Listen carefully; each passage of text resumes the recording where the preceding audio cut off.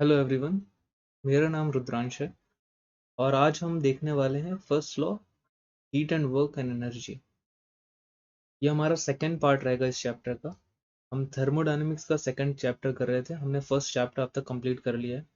इससे पहले वाले वीडियोस में हमने 31st क्वेश्चन तक गए थे और वीडियो 1 घंटा होने के कारण हमने दूसरा पार्ट इसका बना दिया। और इस सेशन में चाहे जितना लंबा हो, इस सेशन में हम इस चैप्टर को फिनिश कर देंगे। यहाँ हम सॉल्व कर रहे हैं ईएससी प्रीवियस ईयर की प्रॉब्लम्स और होप ये सब एग्जाम में आपको इसके कॉन्सेप्ट मिलते हैं, तो ये आपको हेल्पफुल रहेगा हर मैकेनिकल इंजीनियरिंग एग्जामिनेशंस के लिए। और थर्मल सेक्शन का जो सबसे इम्पॉर्टेंट सब्जेक्ट माना जाता है वो थर्मोडायनेमिक्स ही होता है।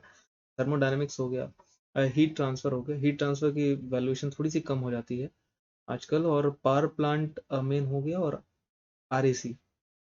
ये चार सब्जेक्ट हैं जो बेहद इंपॉर्टेंट है और हर एग्जाम में आपको मिलते हैं। इसका वेटेज नियर अबाउट 15 to 20% आपको अप्रॉक्सीमेटली थर्मो का मिल जाता है। ओके, तो शुरू करते हैं अब।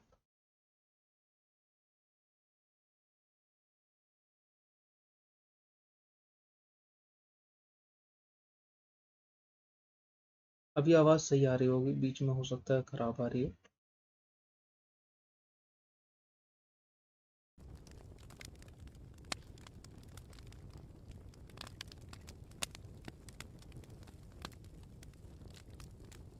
तो हमने इससे पहले ये सारे क्वेश्चंस कर लिए थे, ठीक है।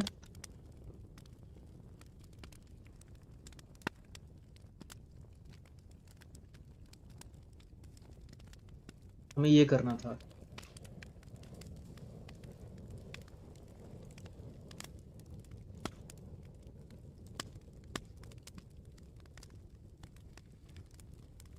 पहले मैं इसे करता हूँ, फिर आप भी एक बार ट्राई करें और फिर मैं एक्सप्लेन कर दूंगा।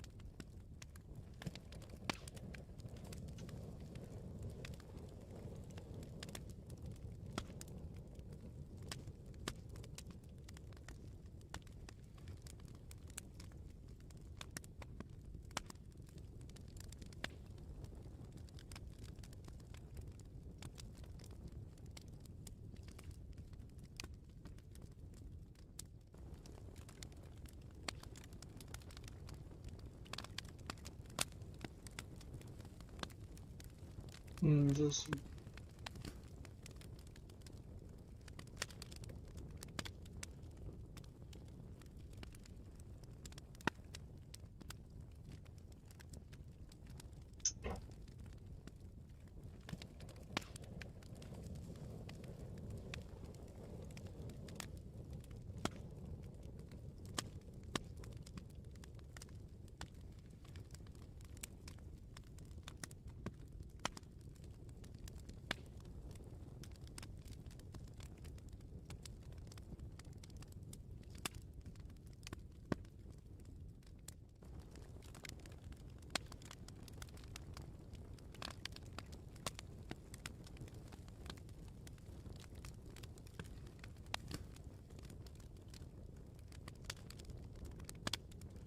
तो इस क्वेश्चन में दिया था a system undergoes a process during which, वहां पर हीट ट्रांसफर दे रखा है सिस्टम में पर डिग्री ये, ठीक।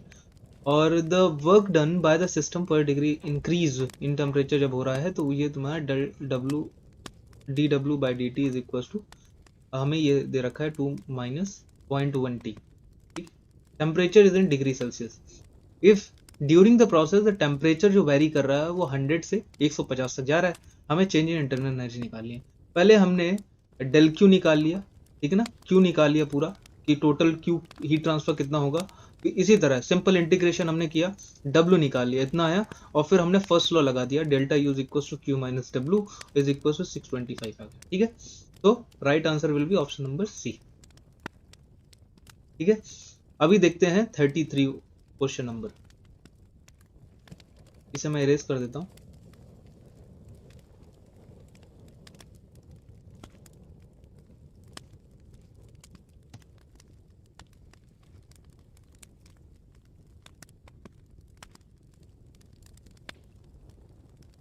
अभी देखो इस क्वेश्चन में लिखा है कि an insulated box containing 0.5 kg of gas having a CV of 0.8 kilojoule per kg Kelvin falls from a balloon 4 kilometer above the earth surface। तो बताओ टेम्परेचर राइज कितना होगा when the box hit the ground। यहाँ पर है कि एक balloon है जिसमें एक इंसुलेटेड बॉक्स है, ठीक है ना, और उसके अंदर 0.5 kg ऑफ गैस है।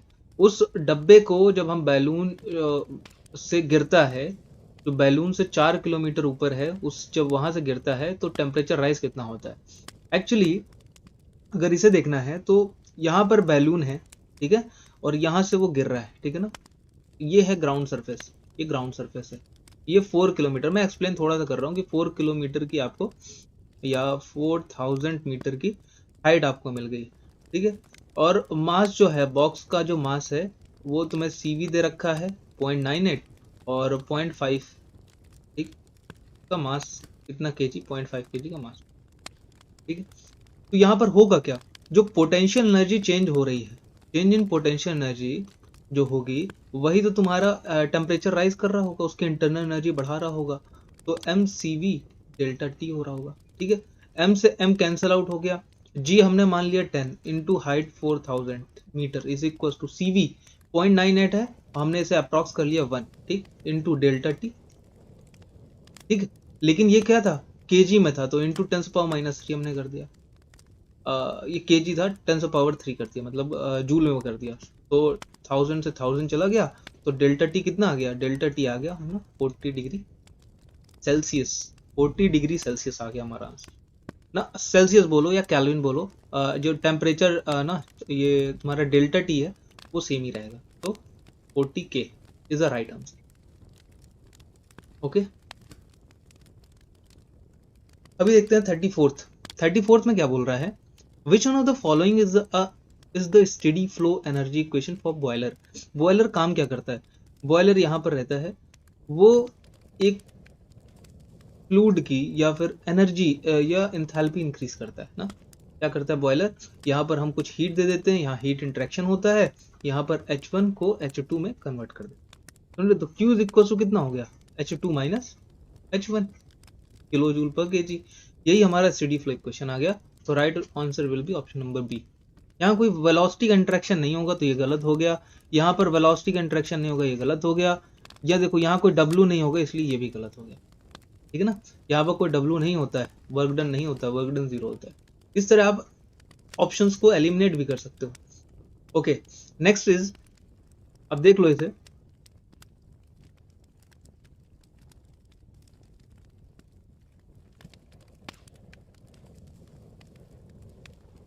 इसमें बोला है कि change in internal energy in a reversible process, ठीक है। चेंज इन इंटरनल एनर्जी इसमें क्लोज सिस्टम में is equal to the heat transfer, मतलब Q is equal to delta U बस बोल रहा है। बताओ ये कब होगा, जब हमारा वर्क डन 0 हो, और वर्क डन 0 कब होता है, जब हमारा कांस्टेंट वॉल्यूम प्रोसेस हो, ठीक है, कांस्टेंट वॉल्यूम प्रोसेस हो, तो option number B is the right answer, ठीक है। अभी देखो जहां पर हमने लास्ट का रिपीटेड क्वेश्चन है, क्योंकि हमने जो फर्स्ट पार्ट कवर अप किया था वहां पर भी आया था कि हीट जो होता है हीट ट्रांसफर या Q जो लिखते हैं Q poly is equal to gamma minus N upon gamma minus 1 into W poly, ठीक है। और यही चीज W पॉली क्या होता है, P1 V1 minus P2 V2 upon n minus 1। तो यहाँ पर हीट एब्जॉर्ब ही लिखा है A, ठीक है ना। तो हीट एब्जॉर्ब पॉलीट्रॉपिक प्रोसेस के लिए, तो right option will be option number A। आपको समझ आ रहा है ना?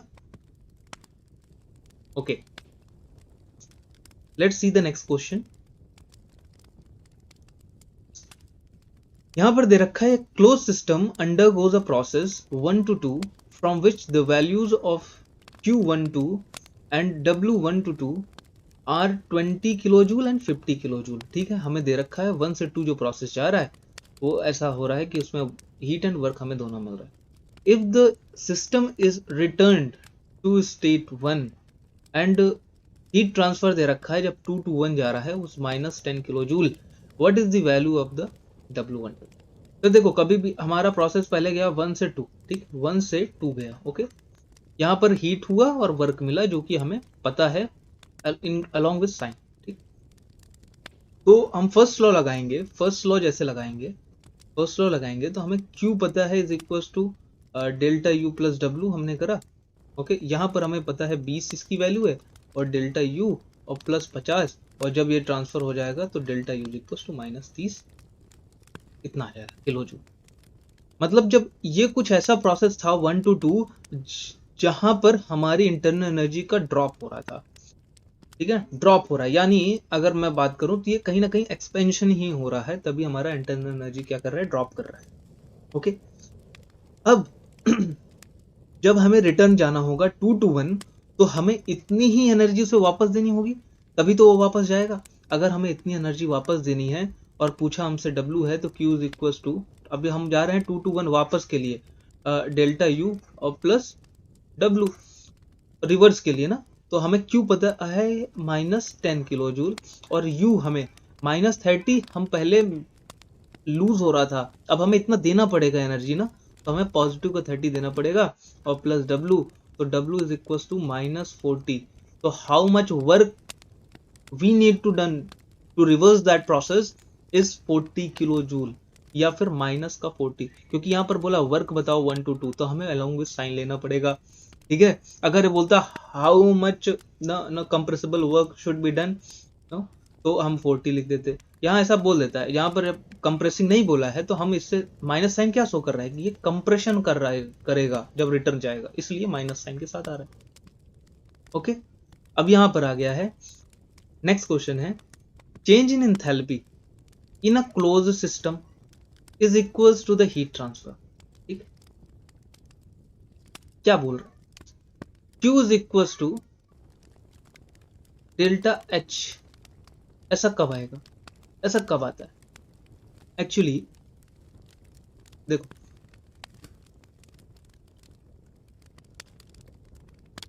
जब ये प्रोसेस जो होता है Q is equals to mCp delta T constant pressure process के लिए ही होता है, ठीक है। किस प्रोसेस के लिए, कांस्टेंट प्रेशर प्रोसेस के लिए। तो if the reversible process take place at constant तो pressure will be the right answer. Q is equals to delta H, वो केवल कांस्टेंट प्रेशर पे ही ऐसा होगा, ठीक है। या फिर हम एक बार इसे इस तरह भी एक्सप्लेन कर सकते हैं, मैं इसे इरेज करता हूं।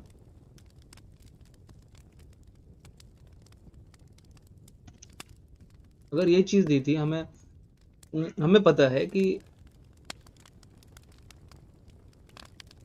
Del Q is equal to होता है du plus P DV.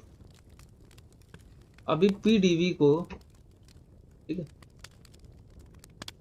P DV आ कहां से, डी ऑफ पीवी तो हमने किया होगा तभी ऐसा है, क्योंकि इसे क्या होगा v of dp plus P dV, तो constant pressure change in zero तभी हमारा पी डीवी आ गया। तो हम इस इक्वेशन से ये फिर लिख सकते हैं कि del Q is equal to D U plus D P V, ठीक है। इसे हम लिखेंगे u प्लस पी वी, और u प्लस पी वी क्या होता है डी एच, और del Q is equal to D H. आप इसे एक्सप्लेन कर सकते हो, बट होपफुली आप जानते होगे ये चीज़, ये इंथैल्पी ही रहती है, ठीक है ना। ये कांस्टेंट प्रेशर के लिए हीट ट्रांसफर जब भी कांस्टेंट प्रेशर में होता है तो हम इसे इंथैल्पी से लिखते हैं M C P delta T, ठीक है, M C P delta T. इसका आंसर हो गया सी।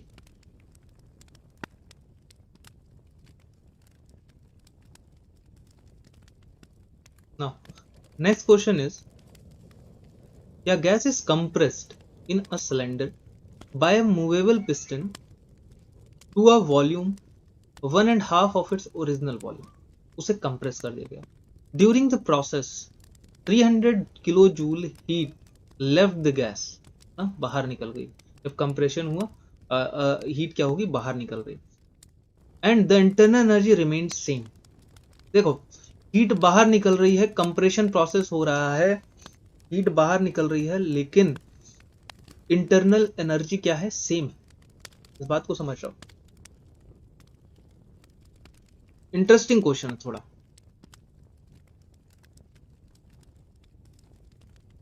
तो बताओ हमें वर्क डन कितना होगा, यही पूछा ना, वर्क डन कितना होगा।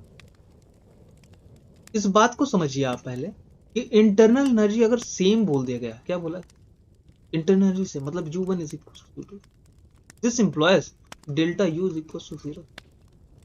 इसका मतलब कि ये कैसा प्रोसेस, आइसोथर्मल, आइसोथर्मल प्रोसेस। अगर आइसोथर्मल है तो Q is equal to delta U plus W हो जाएगा, और ये तुम्हारा हो गया 0, तो Q is equal to W। अभी Q इज इक्वल टू, तो work done on the gas हमें निकालनी थी, और वैल्यू हमें Q की दे रखी है 300, लेफ्ट द गैस तो माइनस 300, तो कितना work done on the gas होगा, 300 किलो जूल, किलो जूल का। सो राइट आंसर विल बी 300, ठीक है। इस चीज को समझना है, इस लाइन को हमें समझना है कि इंटरनल एनर्जी रिमेन सेम, मतलब क्या कि U1 is equal to U2 और delta U is equal to 0। That's why हमारा आंसर जितना Q दिया है उतना ही हमारा वर्क डन हमें मिल जाएगा, because it is a isothermal process. Okay, next question देखते हैं। असर्शन बोल रहा है कि the thermodynamic work is a path dependent except for an adiabatic process. क्या बोला है, except for an adiabatic process. अब हम देख लेते हैं एडियाबैटिक प्रोसेस के लिए ही क्यों बोला है except. Q is equal to delta U plus W हम कर रहे हैं, एडियाबैटिक बोला Q इज इक्वल टू 0, तो W is equal to minus delta U, and U is a internal energy is a property.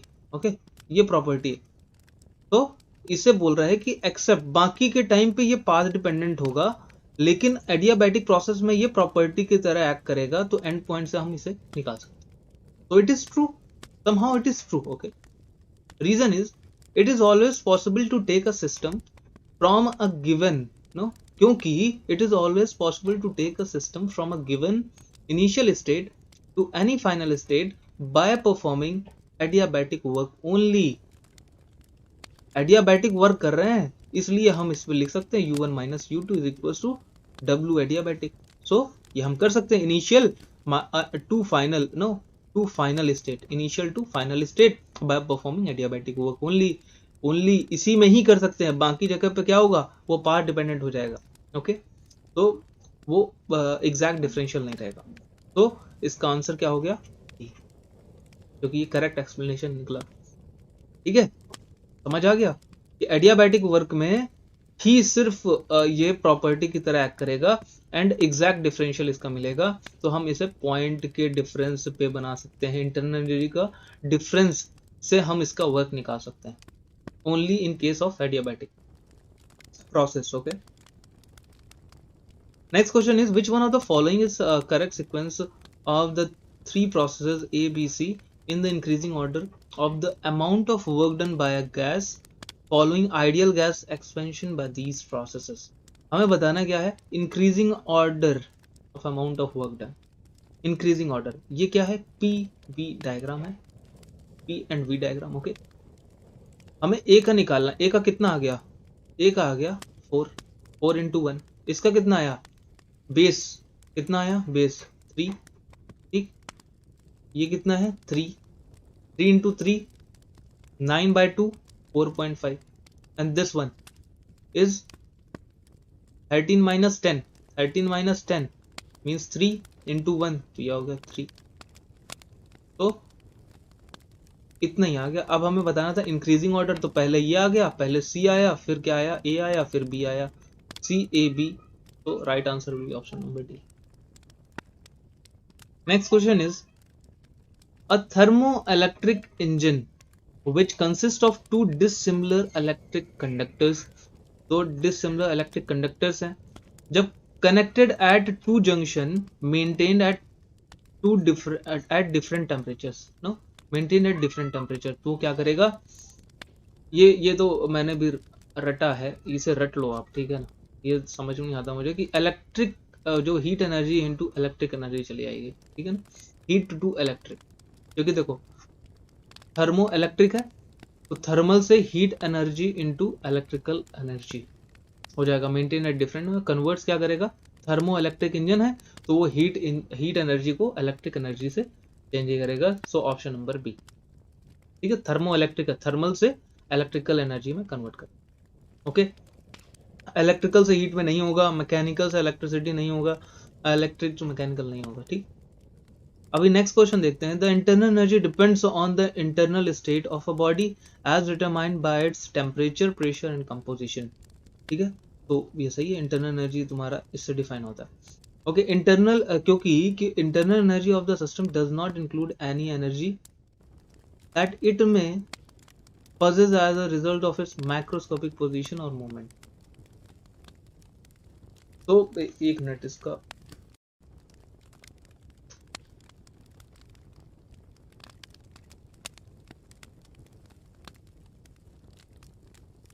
तो ये तो देखो सही लग रहा है, ये तो सही है, ये कंसिस्ट डिपेंड करता है internal state of a body, ठीक है।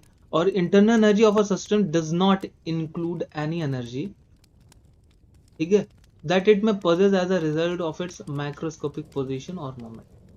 तो इसलिए ऐसा करता है, तो इसे ए बोल रहे हैं, ठीक है ना, क्योंकि ये करेक्ट एक्सप्लेनेशन है, इसलिए कि internal energy of a system does not include any energy that it may possess as a microscopic position, ठीक है। तो इसका आंसर क्या दिया है, ए दिया है। अभी नेक्स्ट क्वेश्चन देखते हैं। A fluid flowing along a path line undergoes a throttling process। throttling process हुआ, थ्रॉटलिंग प्रोसेस क्या होता है, जहां पर इंथैल्पी क्या हो, कांस्टेंट हो, H1 is equal to H2। H1 अगर दिया है तो अलोंग द पाइपलाइन, ठीक है, यहाँ पर दे रखा है फ्रॉम 10 बार से 1 बार जा रहा है, passing through a partially open valve, before throttling specific volume दे रखा है 0.5 एंड आफ्टर थ्रॉटलिंग इतना दे रखा है। Change in specific internal energy हमें निकालना है। ये इंथैल्पी क्या होता है, U1 प्लस P1 V1, इसमें क्या होता है U2 प्लस P2 V2, ठीक। So U2 minus U1 is equal to P1 V1 minus P2 V2, okay. तो P1 दिया है 10 बार, 10 इंटू वॉल्यूम 0.5 माइनस इसमें 1 बार इंटू, ओके। अभी ये बार में था तो इंटू 100 किलो पास्कल में कर लेंगे ना, ओके। तो ये हो गया 5 माइनस 2, तो 300 किलो जूल पर केजी। तो option D is correct. Change in internal energy हमने निकाल दिया, डेल्टा यू, ओके। और ये है क्या, change in specific internal energy, इसलिए बोल रहा पर केजी में, ओके। अभी देखते हैं next question 45। An insulated tank initially contains 0.2 kg of gas with an internal energy of, insulated tank दिया है और 200 kilo joule per kg, additional gas with internal energy 300 kilo joule per kg and an enthalpy of 400 kilo joule per kg enters the tank. Total mass इतना हो जाता है, 1 kg हो जाता है। इसका ऐसा समझो कि एक टैंक है जिसमें पहले से 0.25 थी और कुछ आई ना, मास आया और वो फाइनली पहुंच गया कितने में, फाइनली हो गया 1 kg का। यानी ये कितना आया होगा, 0.75 आया होगा। इतना हम समझ सकते हैं ना,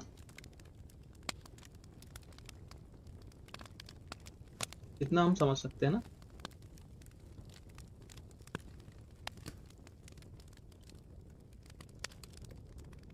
ठीक है, तो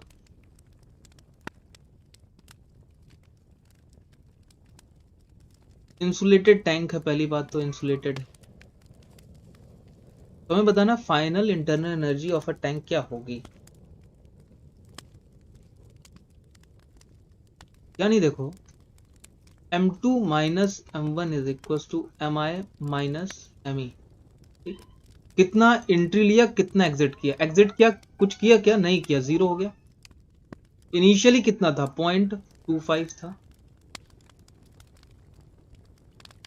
आया कितना, आया हमें नहीं पता, लेकिन बाद में कितना हो गया था, फाइनली हो गया था M2।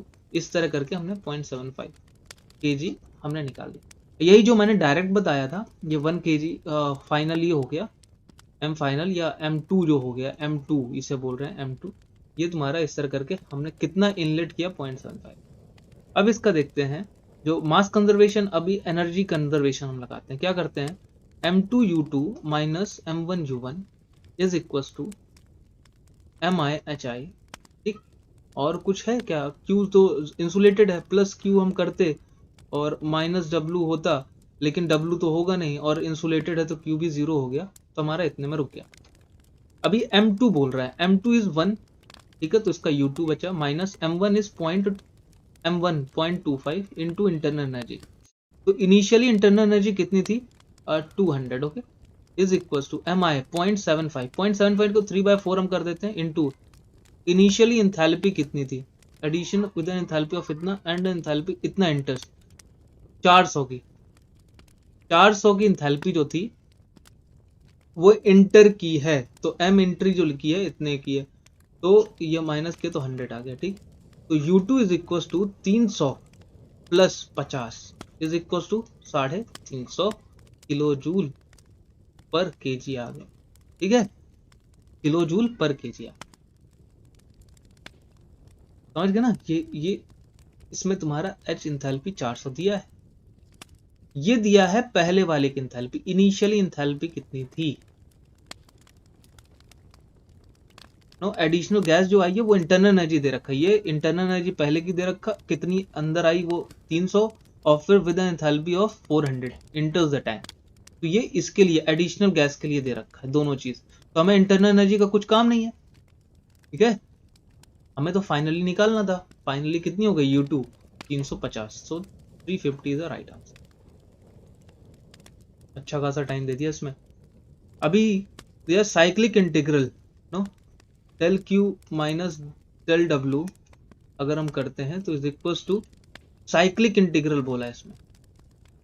किसी भी प्रॉपर्टी, ये क्या आएगा, इसमें आएगा साइक्लिक इंटीग्रल जो आएगा du आएगा, और cyclic integral of a property is always zero. ये आप इसे याद रखो, किसी भी प्रॉपर्टी का साइक्लिक इंटीग्रल कर दोगे तो वो जीरो आ जाएगा, so right answer will be zero. Simple question था, ये पता भी होगा। अभी देखते हैं ये, इसमें बोला है कि आइस इज कंप्लीटली, आइस जो है इसे इरेज कर देते हैं।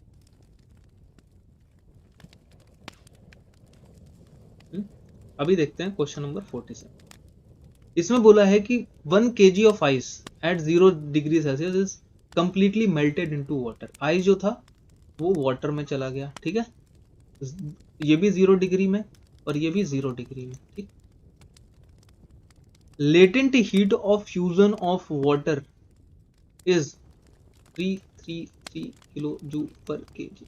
ठीक, and the densities of water, water जो है उसकी डेंसिटी है, डेंसिटी ऑफ वाटर दे रखा है 999, ओके, और density of ice is equal to 916, okay. What is the approximate value of work done and the energy transfer as a heat. देखो, तो इतनी ही एनर्जी गई होगी, एनर्जी क्या ही निकालना, जब हमारी लेटेंट हीट कितनी गई ना, आइस ने इतनी एब्जॉर्ब की, इतना हीट एब्जॉर्ब किया तभी वो वाटर बन गया, तो क्यू तो हमें निकालने की जरूरत नहीं है क्योंकि 333 किलो जूल आ ही गया है। ठीक है ना। 1 kg of mass of ice दिया है तो इंटू 1 कर दिया, पर केजी था ये, और 1 kg हमने कर दिया तो 333 किलो जूल इतनी हीट आ गई कि इतना एनर्जी ट्रांसफर हुआ है या हीट ट्रांसफर हुआ है। ओके, तो ये तो हमारा क्लियर हो गया। तो ऑप्शन ये जो थे इसमें वर्क डन दिया तो ये गलत हो गया, नन ऑफ द अबव तो अभी बोल ही नहीं रहे हैं, लेकिन ये दोनों हमारे सही हो गए। अब देखो कि वर्क डन हमें निकालना है, क्या निकालना है, वर्क डन। वर्क डन कैसे आएगा, वर्क डन हमारे लिए होता है P, कांस्टेंट प्रेशर है, एट प्रेशर 1 बार पे चल रहा है, तो P इंटू डेल्टा V, मतलब V2 माइनस V1। ठीक है, अभी जो स्पेसिफिक वॉल्यूम हो जाएगा ना ये, तो 100 kilo pascal into 1 upon density of what, density of water minus 1 upon density of ice. ठीक है, is equal to 100 into density of water is equal to 1 upon 999 और माइनस 1 अपॉन 916। तो हमने माइनस कॉमन ले लिया, जैसे 100 इंटू 100 इंटू, अब इसे हमें करना पड़ेगा कैसे, माइनस कॉमन जैसे लिया तो अब ये इंटरचेंज कर जाएगा। ओके, 916 ये माइनस हो गया, तो सॉरी ये 999 माइनस 916 डिवाइड बाय 999 इंटू 916। और आप जब इसे कैलकुलेट करोगे ना तो नियरली दोनों का देखो आंसर सेम है, लेकिन अब हमें सॉल्व करने की जरूरत नहीं है कि 9.4 हमें पता चल गया कि आएगा ही आएगा, 9.4 जूल आ रहा है, लेकिन माइनस का आ रहा है कि प्लस का, तो सर माइनस का आ रहा है। ठीक है, क्या आ रहा है, माइनस का, तो right option will be option number ए। ठीक है,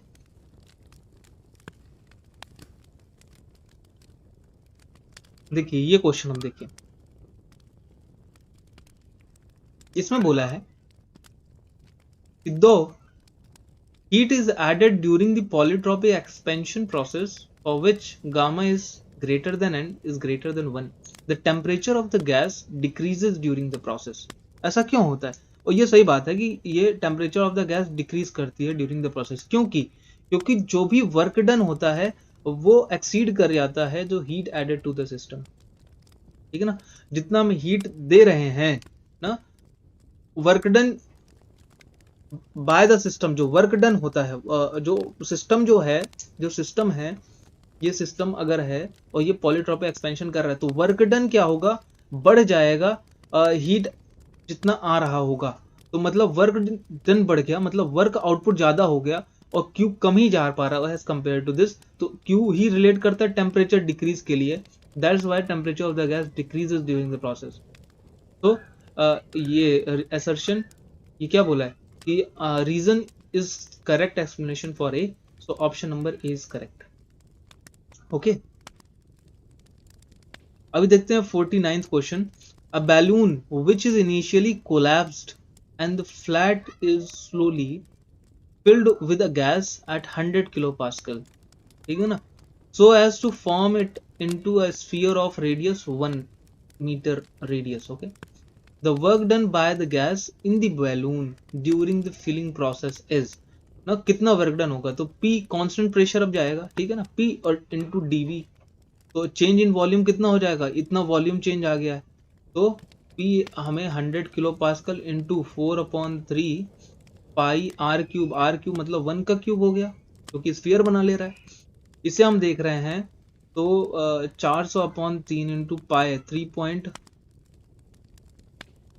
देखो 3 पॉइंट, हम देखो 100, इसे कैलकुलेट कैसे करोगे आप, 4/3 इंटू पाई की वैल्यू होती है 3.14, लेकिन अभी मैं 3.14 की जगह 3.12 लूंगा, अप्रोक्सीमेट कर रहा हूँ, 3 1 जा और ये पॉइंट लगा था 3 और 0 और 4, ठीक है, इतना आ गया, तो नियरली ये 1 आ गया, नियरली 1 आ गया, तो ये 400 के आसपास आ रहा है। ठीक है, लेकिन अब यहाँ पर हमने वैल्यूज देखी बहुत क्लोज हो गए, अगर वैल्यूज बहुत क्लोज हो गए then you can't do anything, आप कुछ नहीं कर सकते। देखो 3 1 0 और यहाँ क्या आया था, एक मिनट, आप इसमें और वो कर सकते थे क्या, हमने जब इसे किया 3 4 12 ऐसा किया, अब हमें करना था अब हम करेंगे 4 से मल्टीप्लाई, 4 4 जा 16 और 4, ठीक, इंटू 100, तो 416 पॉइंट आ गया। फिर भी इसका आंसर जो आ रहा है वो हमारा इससे ज्यादा कौन सा होगा, क्योंकि हमने यहाँ पर कम वैल्यू कर ली थी ना, इससे ज्यादा थोड़ी सी, इससे ज्यादा वाली जो वैल्यू होगी वही हमारा आंसर होगा। तो 418.9 इज आवर आंसर। यहाँ तक हम पहुंचे, लेकिन इससे ज्यादा, क्योंकि वहां पर 3.14 की जगह हमने 3.12 ले लिया। अगर आप इसे ऐसा नहीं करके डायरेक्ट कैलकुलेशन करेंगे तो आपका आंसर मिल जाएगा। ठीक है, ये प्रैक्टिस से आपको आ जाएगा कि थोड़ा सा हमें किस तरह बढ़ाना है। यहाँ पर डाउट होगा देन आपको फिर से वापस से कैलकुलेशन करनी पड़ेगी, और कुछ फंडा इसका नहीं है।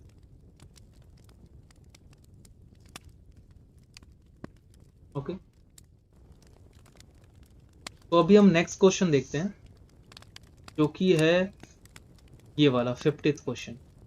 ठीक है, इसमें बोला है कि 4 kilowatt 20 litre water heater is switched on for 10 minutes. ठीक है, अगर ये 10 मिनट्स के लिए स्विच ऑन हुआ है तो कितनी हीट दे दिया है, तो हीट ट्रांसफर देखो 4, तो हो गया 4 किलो इंटू 10 मिनट्स और इंटू 10 सेकेंड्स, 6 4 24 और 00, इतने kilo joule kilo watt of heat दे दी पर सेकेंड, हो गया ना, kilo watt of heat. Okay, अभी ये हीट कितने में कितना वाटर ने अब्सॉर्ब की, तो Q इज इक्वल टू हो गया 2400 is equal to M CP into delta T. Okay, अभी M की वैल्यू अगर हम रखते हैं, M की वैल्यू 20 लीटर्स, लीटर्स में उतना ही मास हो जाता है, तो 20 इंटू CP की वैल्यू हमें रखनी पड़ेगी जो कि वाटर की लिया है यहाँ पर 4 इंटू डेल्टा टी। ठीक है, 4 2 जा 8, 8 3 जा 24, ठीक है, 8 3 जा तो 30 आ गया। Delta T is equal to 30 degree Celsius. तो right answer will be option number D. ये सिंपल क्वेश्चन था। ठीक है, अभी नेक्स्ट क्वेश्चन है, in which one of the following processes in a close system the thermal energy transfer to a gas is completely converted into internal energy. ये देखो पुराना ही repeated question ही है, ये रिपीटेड क्वेश्चन ही है। इसमें बोला गया है Q is equal to delta U, यहाँ पर ये W0 कर रहे हैं ना, ये बोल रहा है कि कितना थर्मल एनर्जी इंटरनल एनर्जी के इक्विवेलेंट हो जाता है। ठीक, ये कब होगा, जब तुम्हारा W0 और W कब जीरो होगा, जब तुम्हारा कांस्टेंट वॉल्यूम प्रोसेस हो। कांस्टेंट वॉल्यूम प्रोसेस जब कब होता है, कांस्टेंट वॉल्यूम, ठीक है, कांस्टेंट वॉल्यूम तब होता है, उसे हम कौन सा प्रोसेस बोलते हैं, आइसोकोरिक प्रोसेस। ठीक है, option A is correct. Next question is which one of the following is steady flow के लिए, देखो reversible work done by the system is steady flow. हमने बताया स्टेडी फ्लो के लिए जो वर्क डन निकलता है वो integral VdP minus integral VdP होता है। ये PdV तो कैंसिल आउट कर दो ना, VdP माइनस में रहता है। ठीक है, तो ऑप्शन नंबर है यही तुम्हारा, इसी से तुम पंप वर्क निकालते हो। पंप वर्क कैसे निकालते हो, माइनस इंटीग्रल VdP, तो option B is correct. Okay, next question is in a reversible isothermal expansion, कैसा reversible isothermal expansion, the fluid expands from 10 bar and 2 metre cube to 2 bar and 10 meter cube during the process. The heat is supplied is 100 kilowatt. इस चीज को समझो, जब यहाँ क्या बोला है, आइसोथर्मल बोल दिया है, आइसोथर्मल बोला यानी delta U is equal to 0, यानी Q is equal to W। अभी Q is equal to W, अभी W बोल रहा है, Q हमें दे रखा है। ठीक है, तो 100 ही किलोवाट ही तो वर्क होगा, बाकी जब चेंज इन इंटरनल एनर्जी से कोई इफेक्ट ही नहीं डालेगा, तो 100 किलोवाट ही तो आंसर हो जाएगा direct, without wasting a time. Our answer will be option number B. Next question is 85 kilojoule of heat is supplied to a closed system at constant volume। यहाँ बोला है constant volume में, अगर हमने ये हमारा डायग्राम है PV डायग्राम, तो constant volume में कितना हमने सप्लाइड किया है 85, एक पॉजिटिव का। During the next process the system rejects 90 kilojoule of heat at constant pressure. यहाँ से 90 किलो जूल ऑफ हीट, तो Q is equal to 90 kilo joule आ रहा है, एंड W कितना है रहा है, well 20 kilo done on it, मतलब -20। The system is brought to its original state by adiabatic process. अभी इसे एडियाबैटिक प्रोसेस से वापस ले जाओ। The initial internal energy is 100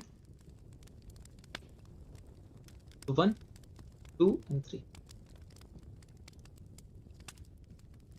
okay, तो अब अगर हमें देखना है कि इसका हमें क्या निकालना है, then the quantity of work transfer कितना हो, work transfer during the process.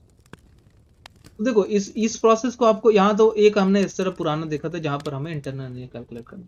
अब इसी चीज को हम देखें तो net Q is equal to net W कर दो। तो नेट क्यू कितना आ जाएगा, नेट क्यू 85 प्लस, सॉरी यहाँ पर रिजेक्ट कर रहा है 90 माइनस 90, तो माइनस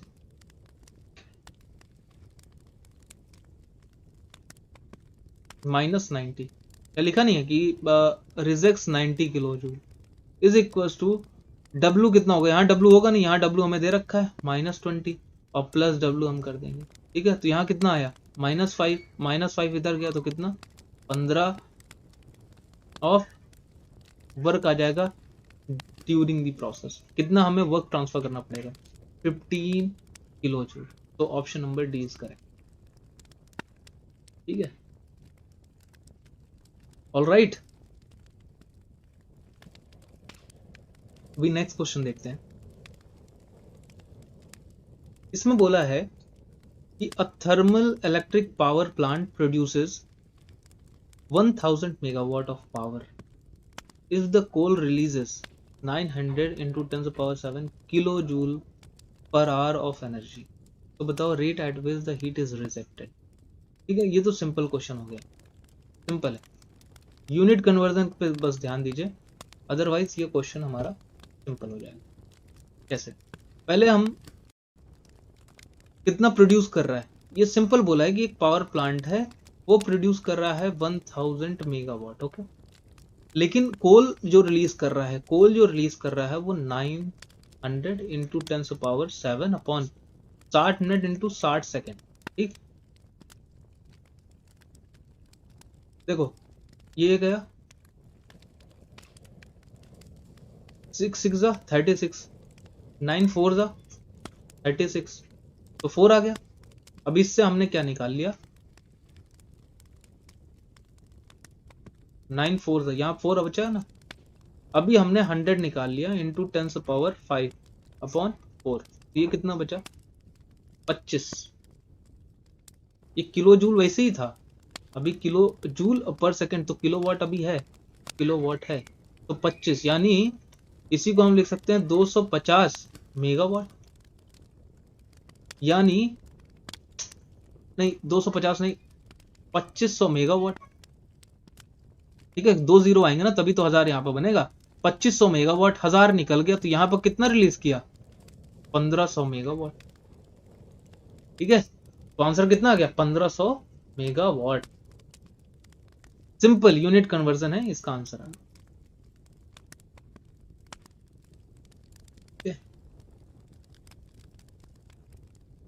नेक्स्ट क्वेश्चन, इसमें बोला आइसोलेटेड सिस्टम क्या होता है, nozzle, throttling device and centrifugal pump. Isolated system जिसकी एनर्जी ऑलवेज कांस्टेंट हो, तो ए का 1 सही है, ए का 1। ठीक, तो हमने इसे हटा दिया, इसे हटा दिया, ए का 1। बी का हमें देखना, नोजल, तो increase in velocity at the expense of pressure 2 is correct, तो बी का 2, बी का जैसे 2 हुआ तो हमारा option number D is correct. 1 2 3। Throttling device क्या होता है, थ्रॉटलिंग डिवाइस देख लो कि appreciable drop in pressure without any change in energy. Pressure drop करता है थ्रॉटलिंग में, बट क्या, अरे थ्रॉटलिंग देखे नहीं हो कि वो तो वीसीआरएस साइकिल, वीसीआरएस में ऐसा थ्रॉटलिंग प्रोसेस होता है। यहाँ क्यों कम करते हैं थ्रॉटलिंग प्रोसेस, यहाँ हमें प्रेशर ड्रॉप मिले, डीपी ड्रॉप हो जाए। ठीक है, ओके, तो यहाँ पर appreciable drop in pressure without any change in energy. Okay, अभी सेंट्रीफ्यूगल कम प्रेशर क्या करता है, वो क्या करता है एंथैल्पी इंक्रीज करता है। अभी वहां पर हमने देखा था ये ना, टीएस डायग्राम में क्या करता है, ये हमारा डोम आती है और कंप्रेशन करता है। ठीक है, ये क्या करता है इंथैल्पी अपनी बढ़ा देता है, फ्लूइड की इंथैल्पी। तो H1 से हमारी S2 चली गई विद कंप्रेसिबल वर्क कंज्यूम करके, तो इंक्रीज कर देता है, तो 4 इज करेक्ट, तो D is the correct answer. Next is 57।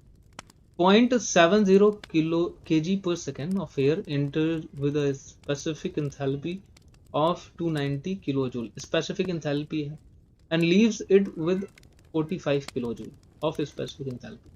आया था इतने में और चला गया इतने में. Velocities at inlet and exit is 6 meter per second, 2 meter per second. Assuming adiabatic, मतलब Q तुम्हारा जीरो हो गया, Q तुम्हारा जीरो है, पावर निकालना है. यहाँ पर हमें कंप्रेशर में, तो हमें क्या निकालना, क्या लगाना, SFEE, steady flow energy equation. ठीक है. स्पेसिफिक एंथैल्पी बोल रखा है तो पर केजी चल रहा है ये दोनों. ठीक है. हमने क्या किया, 0.70 इंटू H1 माइनस H2 कर दोगे तो 290 माइनस 500 450. ठीक है. अब इसे भी करते ना, वेलोसिटी बहुत कम है लेकिन देख लो क्या करते, v square 6 square minus 2 square upon 2 into 10⁻³ और 10⁻³ करेंगे तो पॉइंट में चला जाएगा, इज इक्वल टू W. और ऐसा करेंगे तो ये देखो अभी हमें माइनस करना है 50 में से 90 में से 50 माइनस किया तो 40 आया, 50 माइनस 40 का हो गया 60. ठीक है. 3 का 160 इंटू 0.70. ठीक है. हमने इसे हटा दिया, 16 7 112. ठीक है. तो इतना किलोवाट, इसे हम निगलेक्ट कर दे रहे हैं क्योंकि ये जीरो हो गया है. नियर अबाउट बहुत पॉइंट में आ जाएगा, लेस देन इससे, और इन दोनों को हमने मल्टीप्लाई कर दिया. ठीक है. जीरो को हमारा 112 किलोवाट है. Option number D is correct. अभी next question is, in a throttling process which one of the following parameter remains constant.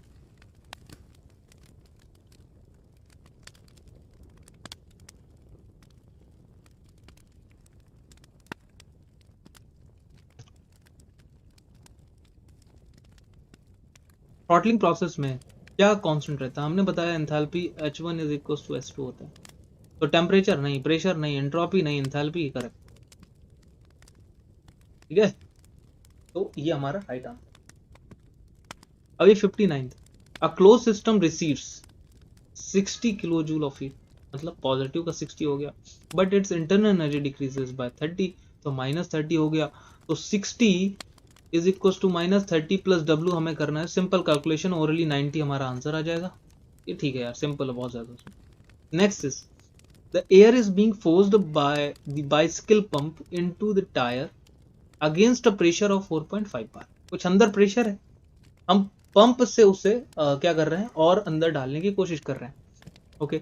A slow downward movement of the piston can be approximated as. अब सुनो, अगर अंदर pressure है और आप pressure लगा रहे हो, स्लो मूवमेंट हो रहा है, ठीक है, मतलब वो क्वासी स्टैटिकली आप एक कंडीशन मान सकते हो कि बहुत स्लो मूवमेंट हो रहा है. लेकिन क्या कांस्टेंट प्रेशर की कंडीशन होगी? नहीं होगी. कांस्टेंट प्रेशर कहाँ है, अब डालोगे तो फोर्स करो, कांस्टेंट प्रेशर होगा तो अंदर हवा कैसे जाएगी, नहीं जाएगी. तो कांस्टेंट प्रेशर होगा नहीं. एडियाबैटिक, कोई इंसुलेशन थोड़ी ना है पंप में, तो एडियाबैटिक नहीं. थ्रॉटलिंग जो होती है वो कांस्टेंट इंथैल्पी, यहाँ पर कांस्टेंट इंथैल्पी कैसे होगी. ठीक है, पॉसिबल ही नहीं है, एब्सर्ड है. तो बचा क्या, आइसोथर्मल. हाँ, आइसोथर्मल हो सकता है क्योंकि एटमॉस्फेरिक कंडीशन में आइसोथर्मल प्रोसेस एग्जिस्ट करता है, एटमॉस्फेरिक टेम्परेचर पे. ठीक है, कांस्टेंट टेम्परेचर पे प्रोसेस है और बहुत माइनर चेंज होगा टेम्परेचर में, इसलिए आइसोथर्मल प्रोसेस हम बोलेंगे. Okay. So option D is correct. Next is work transfer between the system and the surrounding. Work transfer क्या है, पॉइंट फंक्शन है, गलत. इज ऑलवेज गिवन बाय, देखो एक चीज ध्यान रखना, कभी भी ओनली और ऑलवेज, ये कुछ ऐसे वर्ड्स है ना जो कई बार सुनने में ठीक लगते हैं कि यार हाँ होते तो हैं, लेकिन ऑलवेज और ओनली एक एक्सट्रीम कंडीशन पे ले जाते हैं आंसर को. इसलिए most of the 80% of the times वो आंसर ऑप्शन ना गलत ही होगा. अब देखो, it always given by integral PdV, work transfer, जरूरी है क्या? स्टेडी फ्लो वर्क हो जाता तो बदल जाएगा, माइनस इंटीग्रल वीडीपी होगा, तो ये भी गलत हुआ। फंक्शन ऑफ प्रेशर ओनली, फिर से गलत। Depends on a path followed by the system. देखो ये एक्सट्रीम कंडीशन थी, ये तो एब्सर्ड ही क्वेश्चन था, पॉइंट होता ही नहीं है, पाथ फंक्शन होता है। लेकिन ये दोनों जो थी कंडीशन, वो ओनली और ऑलवेज लगा के ना हमेशा एक्सट्रीम पे ले गए, ठीक है। इसलिए अब यहां पर देखो, ये ठीक था कि depends on path followed by the system is correct.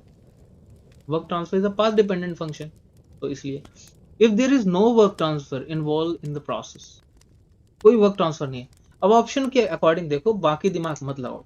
Option adiabatic expansion में होता है, तुम डब्ल्यू एडियाबैटिक डाल दो ना, P1 V1 minus P2 V2 upon gamma minus 1।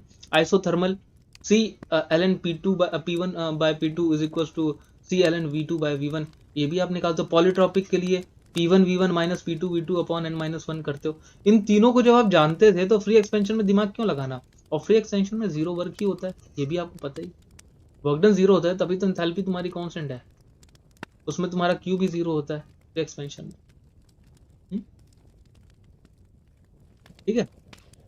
तो option number D is correct.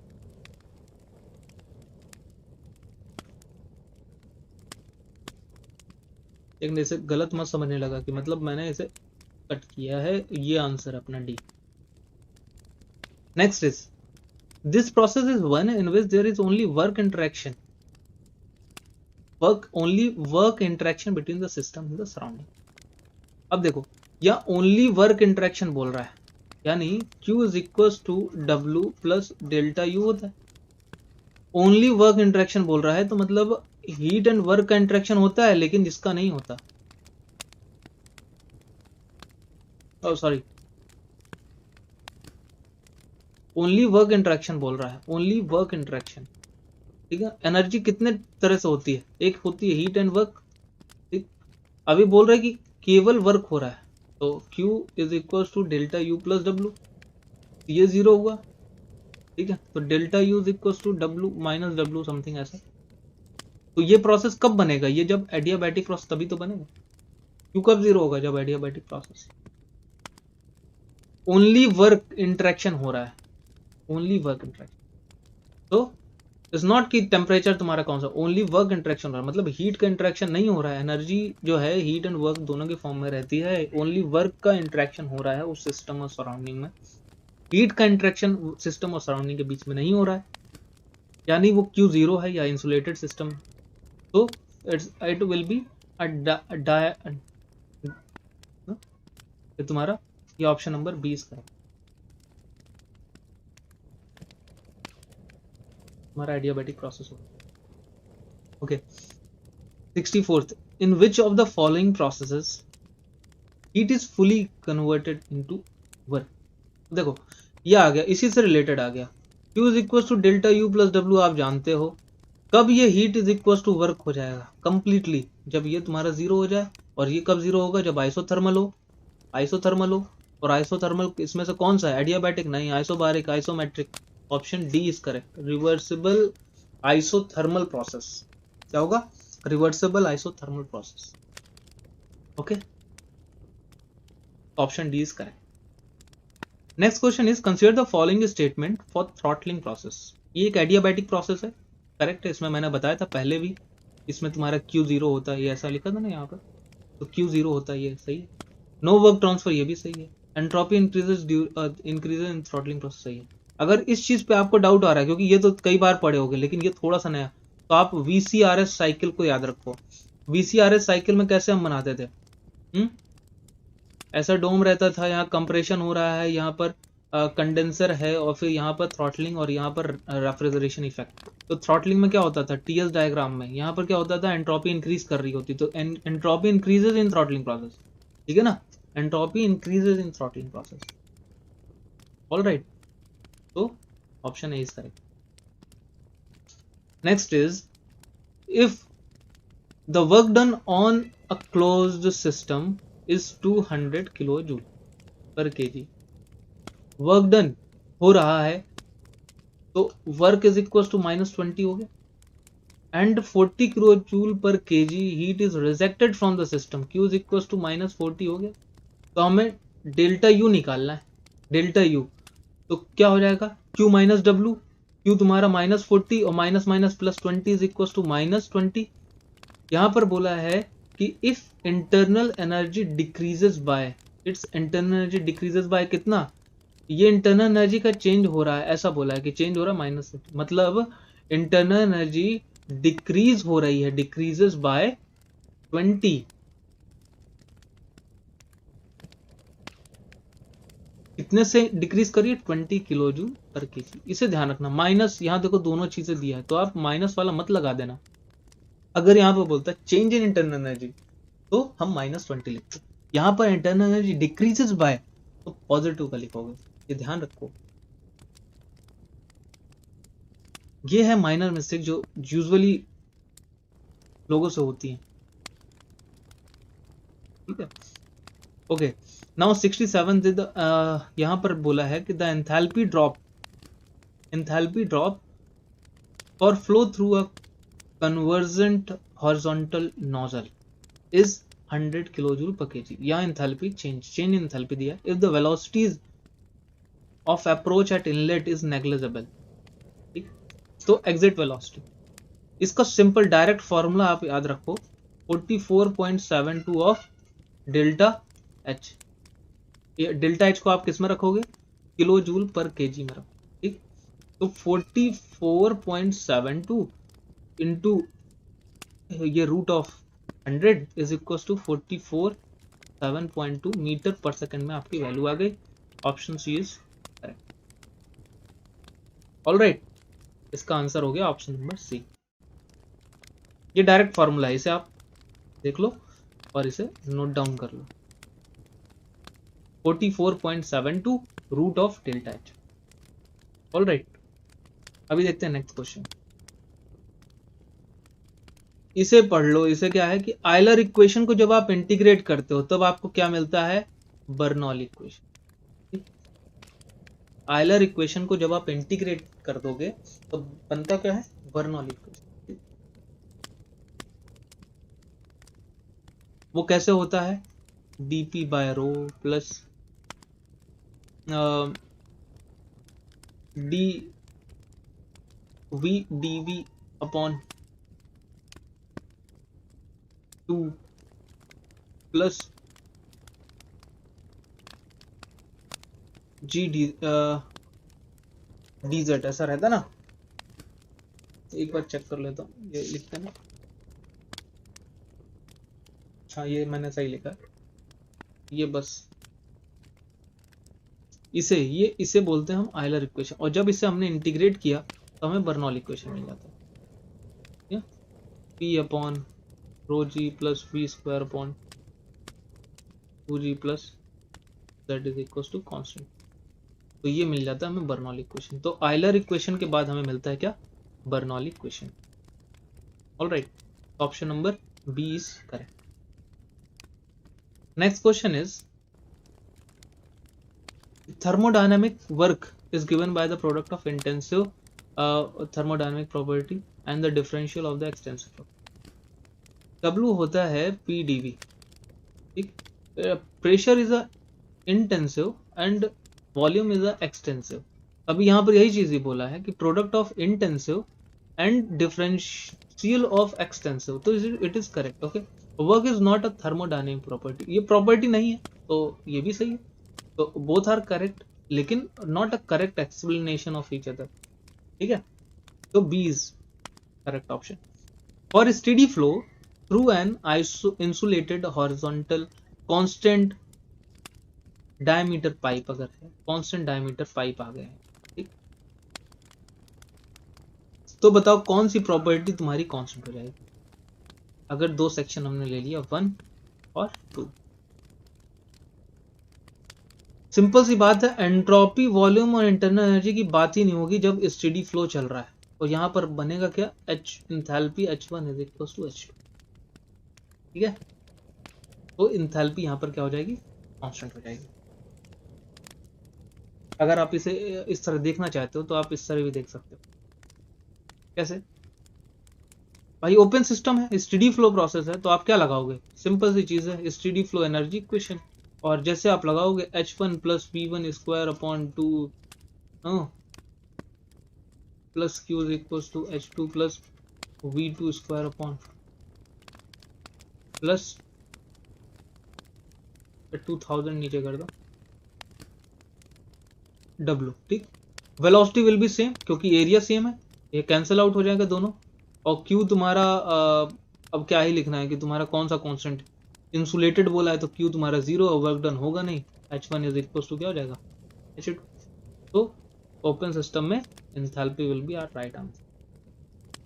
अभी next question, the expression integral P dV gives measure of work during. अब ये देखो ओपन सिस्टम में देता, पहले ऑप्शन एलिमिनेट करना सीखो कि जो आपको पता है। ओपन सिस्टम एनी प्रोसेस गलत, ओपन सिस्टम में होगा। स्टेडी फ्लो में तो बिल्कुल नहीं होता, इंटीग्रल VD माइनस VDP होता है। अब यहां पर बचा नॉन फ्लो मतलब क्लोज्ड सिस्टम। हमने पढ़ा है एक कंडीशन है इंटीग्रल PdV की, दो कंडीशन है, एक तो क्वासी स्टैटिक प्रोसेस रहना चाहिए, क्या क्वासी स्टैटिक, और एक होना चाहिए क्लोज सिस्टम, तभी आप इंटीग्रल PdV लगा सकते हो। और रिवर्सिबल प्रोसेस है, क्वासी होगा तो रिवर्सिबल हो गया, रिवर्सिबल होगा तो both conditions are satisfied here only, तो ऑप्शन इज करेक्ट। और ऑप्शन डी अगर नहीं भी पता है तो आपने दो को एलिमिनेट कर, अब आपके पास 50-50 चांसेस हैं सही होने के।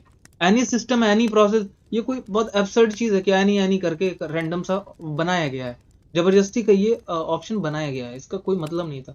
तो option A is correct option. Non flow at reversible process के लिए ही इंटीग्रल PdV यूज होता है।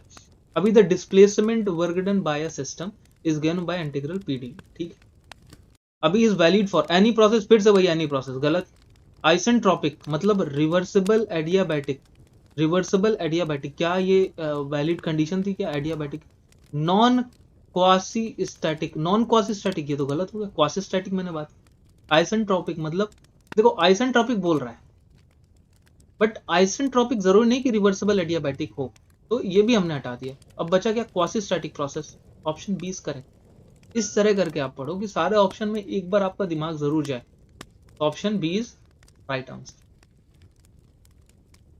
अभी 73rd question, a non-flow quasi-static reversible process occurs from no for which P is equals to ये दिया एंड वॉल्यूम का चिन्ह दे रखा है, PdV हमें करना पड़ेगा। देखो इसमें हमें जब निकालना है क्या, वर्क डन निकालना, work done is equal to PdV, और P की वैल्यू हमें पता है -3 ऑफ V प्लस 16, ठीक है। और बार में है तो हमने इंटू 100 कर दिया, इंटू DV कर दिया, और इंटीग्रेट किया कहाँ से, 2 से 6 तक, 2 से 6 तक। अभी हमें W is equal to -3 V square upon 2, तो V स्क्वायर हमने किया 6 6 36 -2 2 4 और प्लस 16 4 64 हमने, ठीक, इंटू 100, ओके। अभी आप ये करोगे कितना 32, और 32 को काटोगे आप 16 16 3 अभी देखो यहाँ पर 16 आ रहा है, सिंपल 16 आ गया ना, ये 16 4 ये 16 3 है, तो ये 16 बच रहा है, 16 इंटू 100, ठीक, किलो जूल। लेकिन यहाँ पर क्या है, क्योंकि 100 किलो पास्कल हमने कर दिया तो मीटर क्यूब में तो किलो जूल बन गया। अभी लेकिन हमें जूल में करना है तो 10⁵ joule, this will be our answer, option number A is correct, ठीक है। सिंपल इंटीग्रेशन है PdV, कोई बहुत बड़ा कॉन्सेप्ट इसमें नहीं लगाया। Steady flow means the rate of flow of mass and energy through a controlled volume or constant. Steady flow. At steady state of a system, any thermodynamic property will have a fixed value at a particular location and will not alter with time. Not alter with time is also correct. लेकिन they both are not interrelated. इसका reason नहीं है, बता रहे हैं कि क्या होता है स्टेडी फ्लो क्या होता है। तो यहाँ पर तुम्हारा जो मास एंड एनर्जी जो कंट्रोल वॉल्यूम सर है वो कांस्टेंट है, उसमें चेंज ना है। और वो कह रहा है कि एट स्टेडी स्टेट और प्रॉपर्टीज टाइम के साथ चेंज नहीं होती, दोनों चीजें सही है, ठीक है, बट इसका करेक्ट एक्सप्लेनेशन है, ठीक है।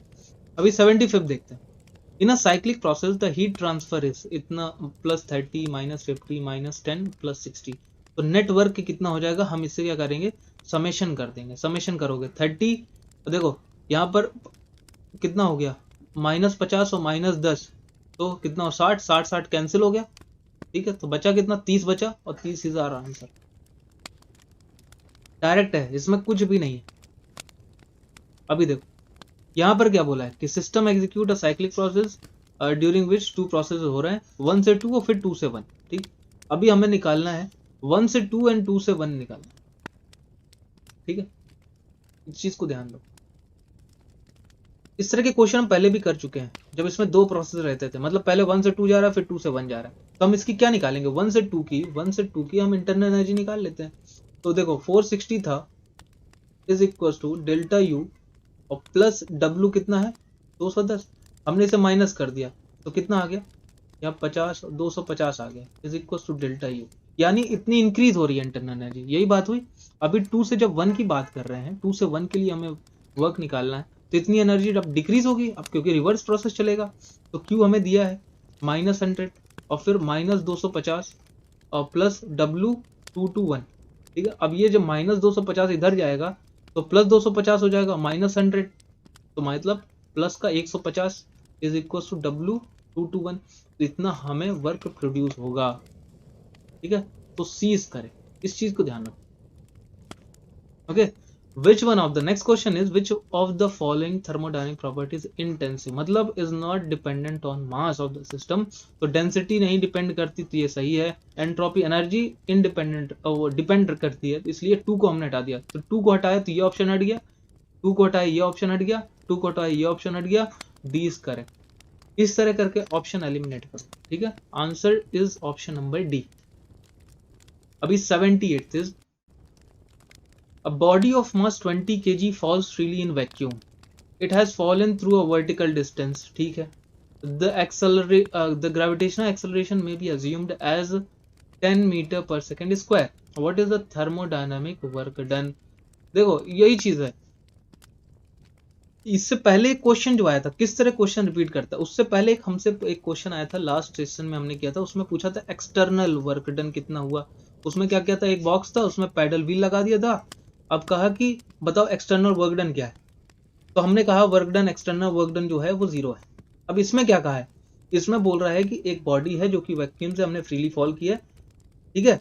अब बता रहा है कि थर्मोडायनेमिक वर्क बताओ, ये थर्मोडायनेमिक वर्क है ही नहीं, ये एक्सटर्नल वर्क दिया है। ये मास जो फ्रीली हम छोड़ रहे हैं वर्टिकल डिस्टेंस से, वो क्या है, ये एक्सटर्नल वर्क यहाँ पर दे रखा है। तो थर्मोडायनेमिक वर्क कितना हो जाएगा, थर्मोडायनेमिक वर्क विल बी 0। क्या mgh ही तो है यहाँ पर, तो ये क्या pdv से कुछ एक्सपेंड कर रहा है क्या, नहीं कर रहा है। तो option number C is correct, simple है, दिमाग लगाना चाहिए बस। ओके, अभी 79th इज when a system is taken from state X to state Y, 80 kilojoule of heat flow into the system. Heat flow he into the system, मतलब positive heat he, and the system does कितना work किया, positive का 10 kilojoule of work किया। When the system is return, अब देखो फिर से return वाला सिस्टम है, और कुछ लफड़ा नहीं है, रिटर्न किया। अब हम इसे डायरेक्ट ओरली करेंगे, Q माइनस 10 20 हो गया, मतलब 20 इंटरनल एनर्जी क्या हो रही है, इंक्रीज हो रही है। अभी क्या होगा, जब रिवर्स हो गया तो इंटरनल एनर्जी डिक्रीज होगी, तो इंटरनल एनर्जी कितनी हुई, -20 डिक्रीज हो गई। हमें वर्क डन पता है, work done on the system मतलब -8, तो -8 हो गया, -8 हो गया। तो हमारा Q हीट ट्रांसफर कितना आ गया, -28। ये क्या हुआ, -28 देखो हीट लिबरेट कर रहा है ना, माइनस साइन क्या बता रहा है, हीट लिबरेट। तो 28 किलो जूल क्या कर रहा है, हीट लिबरेट कर रहा है। ओरली हमने कर दिया क्योंकि ये बार बार रिपीट कर रहा है, कोई दम नहीं। अभी 80th question is a closed gaseous system undergoes a reversible constant pressure process at 2 bar. कैसा है, रिवर्सिबल कांस्टेंट प्रेशर प्रोसेस है, in which 100 kilojoule of heat is rejected and the volume changes from इतना। तो बताओ change in internal energy. अब देखो constant pressure process है, तो PdV हमें हीट की वैल्यू देकर हीट रिजेक्ट कर रहा है, मतलब माइनस में ये दे रखा है, तो -100। अभी हम W निकाल रहे हैं, W इज इक्वल टू 2 kilo pascal into change in internal into 0.1 is equal to 20, ठीक है। ये क्या कर रहा है, -2 से 1 जा रहा है, ठीक है, -0.2 से 0.1 जा रहा है, मतलब कंप्रेशन हो रहा है, ये चीज समझो। 0.2 से 0.1 आ रहा है, कंप्रेशन हो रहा है, तो मतलब माइनस का। तो हमने डेल्टा यू -20। अभी यहाँ जब जाएगा तो delta U is equal to -80 आ जाएगा। तो बताओ चेंज इन इंटरनल एनर्जी कितनी हुई? चेंज इन इंटरनल एनर्जी अभी बोल दे कि internal energy decreases bye 80 kilo joule हो जाएगा, लेकिन यहाँ पर चेंज इन इंटरनल एनर्जी तो हम माइनस का 80 रखें। अभी 81st, the value of heat transfer and the work transfer for the process of a thermodynamic cycle are given below. ठीक है ना, हीट ट्रांसफर दे दिया, वर्क ट्रांसफर, थर्मल एफिशिएंसी हमें निकालना है। अब देखो यहाँ पर नेटवर्क कितना होगा, 300, 250 और 250 -250, ये हमने कैंसिल आउट कर दिया। ठीक है, क्योंकि हम अब ऐसे करो या तो कैलकुलेट करके दोनों अलग अलग माइनस करो, तो ये डब्ल्यू नेट आ गया मेरे लिए, डब्ल्यू नेट आ गया 200। ठीक, उरली एफिशिएंसी होती क्या है? एफिशिएंसी होती है W net upon Q supplied. इस चीज को ध्यान देना। अब आप क्या करोगे, डब्ल्यू नेट अपॉन इसे नेट करने लगोगे तो गलत कर दोगे, समझे? इसे नेट मत करना। इसमें हम देखते हैं Q supplied, Q supplied only positive वाला, देखो यहाँ 0 है, यहाँ 0 है, तो ये केवल है, तो हो गया 200 डिवाइड बाय 300। ओके, ये हो गया 66.66%। अब देखो यहाँ पर कि thermal efficiency of the system and the work ratio निकालना। थर्मल एफिशिएंसी 33 नहीं 66, हाँ सही है, 36 नहीं 33 नहीं, तो ऑप्शन नंबर 20 करेक्ट। और वर्क रेशियो निकालना निकालो, वरना मत निकालो। ठीक है, वर्क रेशियो, एक मिनट, वर्क रेशियो क्या रहता है कि इसमें बोलते हैं वर्क रेशियो, आप नोट डाउन कर लें, work ratio is equal to होता है W net upon positive work कितना आ रहा है, positive work, W net is 200, positive work कितना आएगा,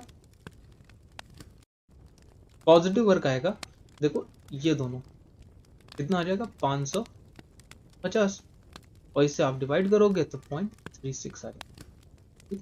ऑप्शन 20 करें। होप आप सबको समझ आ गया। अभी देखते हैं next question is the performance of reciprocating compressors with provision of cooling cylinder is compared with.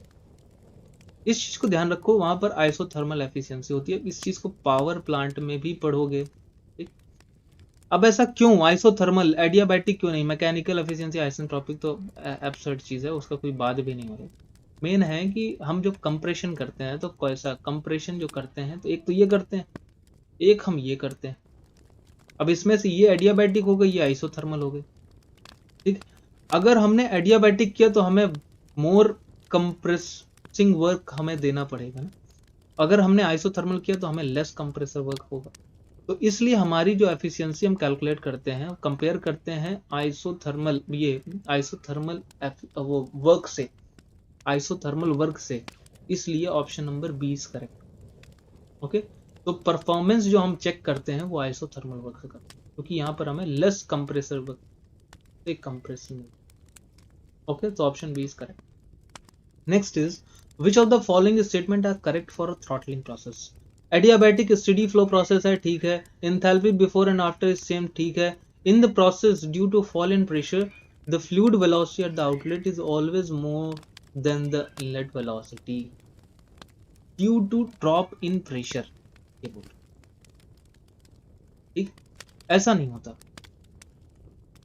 ठीक है, ऐसा कुछ नहीं होता, fluid velocity eight outlet is always more then, ऐसा बिल्कुल नहीं। ठीक है, तो ऑप्शंस हमने इसे हटाया और ए इज करेक्ट। ये इस चीज का थोड़ा सा मुझे डाउट है, ये मुझे मतलब बेसिकली आंसर इज फर्स्ट, इसे उसने कैंसिल आउट किया है, ठीक है ना, बुक में भी कैंसिल आउट है।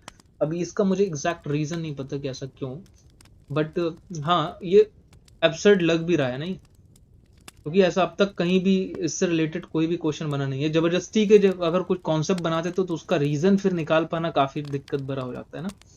तो ये जबरदस्ती का एक ऑप्शन है, और जो कि गलत ऑप्शन है, तो उसमें हम क्या ही चर्चा करें ना।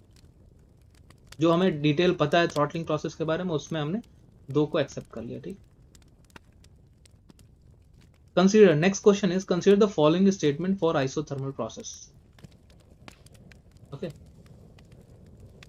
आइसोथर्मल प्रोसेस, आइसोथर्मल है तो change in internal energy zero, सही है। And heat transfer is zero, गलत है। टू गलत, नाइदर, ये तो गलत ही, बोथ गलत, ए इज करेक्ट।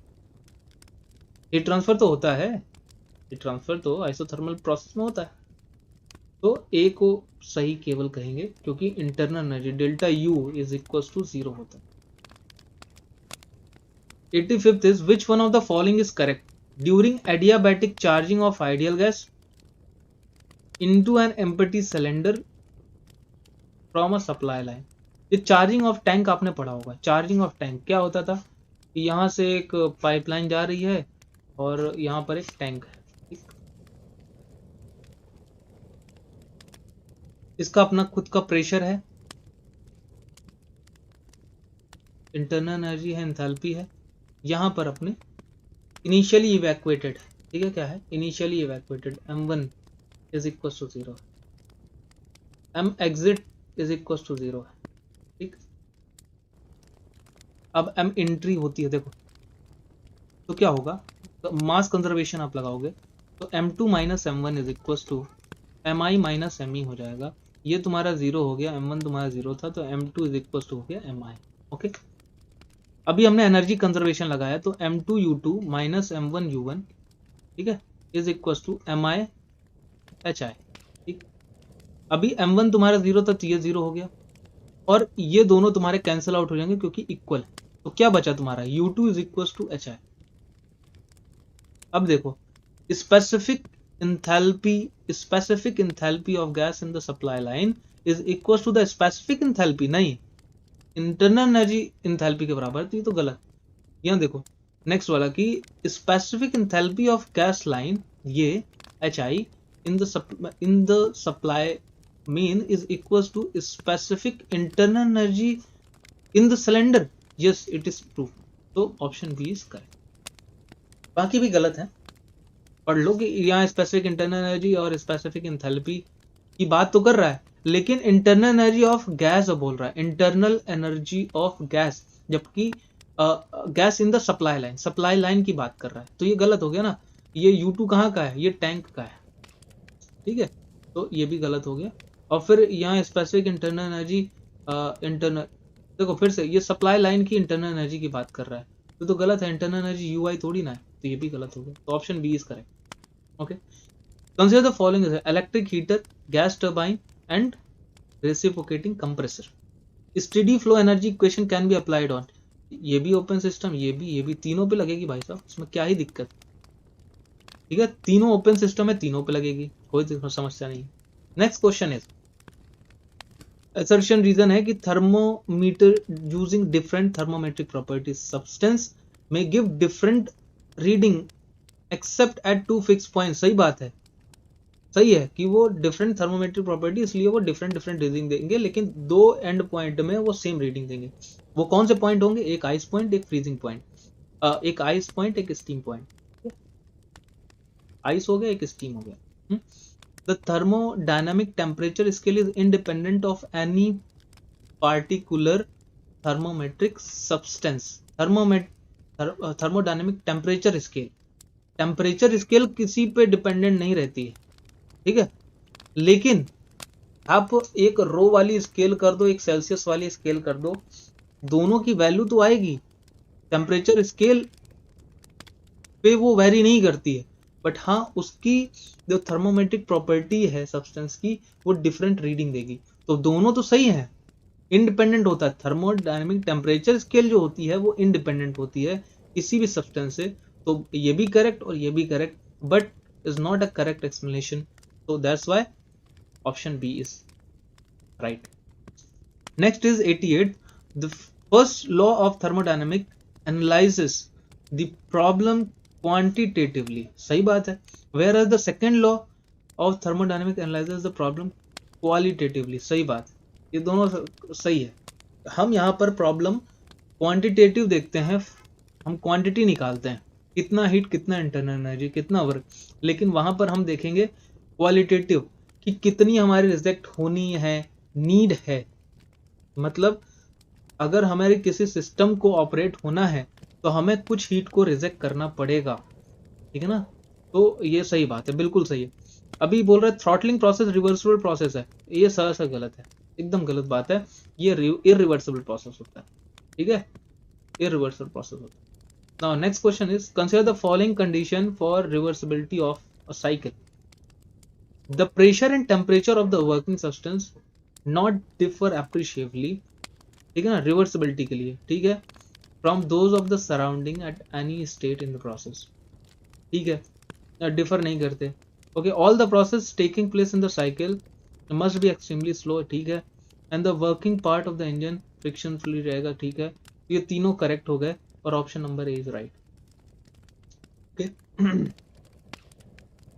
तो थैंक यू सो मच, आप लोगों ने इतना टाइम दिया, इसे देखा, आपने साथ में प्रैक्टिस की, thank you so much. Hope आप सबको अच्छा लग रहा होगा। अब इसका हमने सेकंड चैप्टर कंप्लीट कर लिया है, आज पूरा सेकंड चैप्टर हमारे कंप्लीट हो गया। अब इसके बाद हम देखेंगे थर्ड चैप्टर, ठीक है। ओके, तो थैंक यू सो मच, हम मिलते हैं नेक्स्ट टाइम।